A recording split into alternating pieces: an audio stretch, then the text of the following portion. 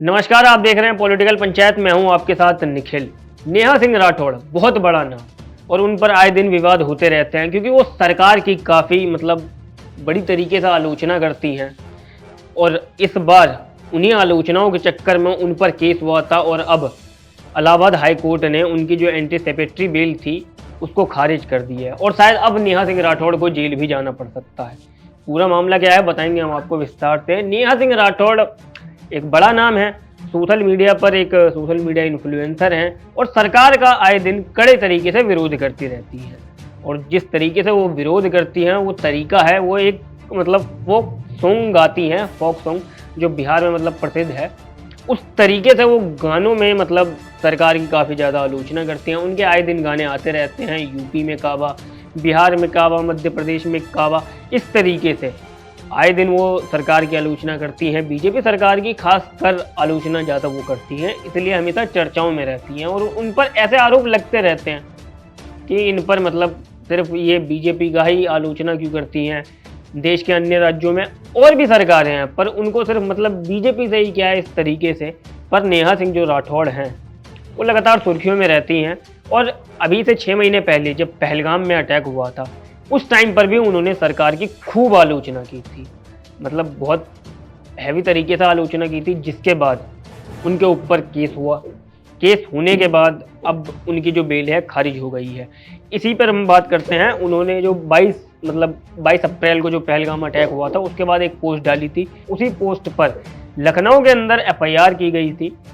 Post में ऐसा FIR में बताया गया था इन तरीकों से देश के अंदर हिंदू मुस्लिम हो सकता है, नफरत फैल सकती है और प्रधानमंत्री पर गलत तरीके के आरोप थे।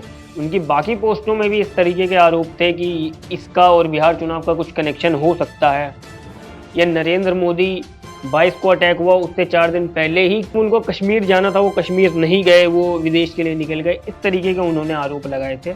जिसके बाद लखनऊ में उनके खिलाफ एफआईआर दर्ज हुई और उनकी सितंबर में भी बेल खारिज हुई थी और अब इलाहाबाद में दिसंबर के अंदर भी बेल खारिज हो गई है और अब ऐसी आशंकाएं लगाई जा रही हैं कि वो अब जेल जा सकती है। जब उनकी बेल खारिज हुई तो उनके जो वकील थे उन्होंने फ्रीडम ऑफ स्पीच की भी बात कही जो हमारे देश के संविधान में है, पर जज ने फिर भी बेल खारिज कर दी क्योंकि कहीं ना कहीं फ्रीडम ऑफ स्पीच का ये नहीं होता कि आप किसी भी तरीके से आरोप लगा दो, बिना तथ्यों के आरोप लगा दो।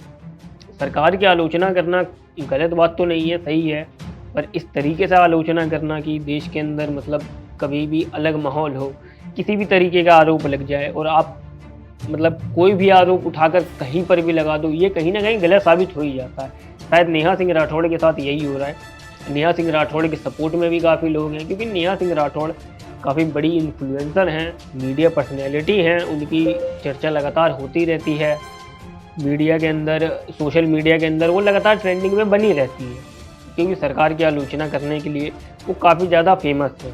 अगर हम बात करें नेहा सिंह राठौड़ के ऊपर तो उनके ऊपर जब एफआईआर हुई थी तो बीएनएस की धारा 196, 97, 302, 152, 153 के तहत उन पर ये सारी धाराएं लगी थी। इसके अलावा आईटी एक्ट की धारा 59A, इसके अलावा जो आरोप थे इसी तरीके के आरोप थे कि ये राष्ट्र विरोधी पोस्ट हैं, सांप्रदायिक इससे माहौल बिगड़ सकता है, देशद्रोही जैसे प्रावधान इन केसों में है। इस तरीके के उनके ऊपर एफआईआर में चीज़ें लगाई गई हैं। उनकी 19 सितंबर को इलाहाबाद हाई कोर्ट ने एफआईआर को खारिज कर दी थी। उन्होंने पिटीशन डाली थी एफआईआर रद्द की और गिरफ्तारी पर रोक की, उसको भी रद्द की गई थी। 13 अक्टूबर को सुप्रीम कोर्ट में उनकी फिर खारिज हो गई थी और उन्होंने कहा था कि हम मुकदमा लड़ेंगे और अब 5 नवंबर को उन्होंने जो एंटीसिपेटरी बिल की अर्जी डाली थी उसको भी खारिज कर दिया गया है।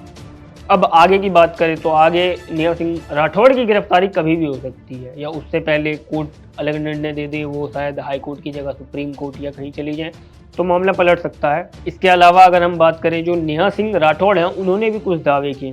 उन्होंने दावे किए हैं कि ये जो है वो सिर्फ एक तरीके से राजनीतिक आलोचना थी, सरकार उनकी आवाज़ दबा रही है और ये अभिव्यक्ति expression, freedom of speech and expression की आज़ादी का मामला है। इस तरीके से उन्होंने बातें कही हैं।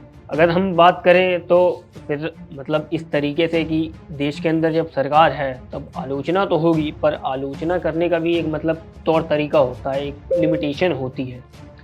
देश के अंदर कुछ भी हुआ, आप किसी भी तरीके से कोई भी मुद्दा उठाकर किसी भी कारण से एक दूसरे को जोड़ दें, उसके बाद आलोचना करें, तो फिर कहीं ना कहीं मतलब गलत हो ही जाता है। और उसी को लेकर अब नेहा सिंह राठौड़ जो हैं विवादों में फंसती हुई नज़र आ रही हैं। उनकी गिरफ्तारी भी हो सकती है। अब आने वाले दिनों में नेहा सिंह राठौड़ क्या स्टेप उठाती हैं या उनकी गिरफ्तारी होती है, ये तो आने वाला वक्त ही बताएगा।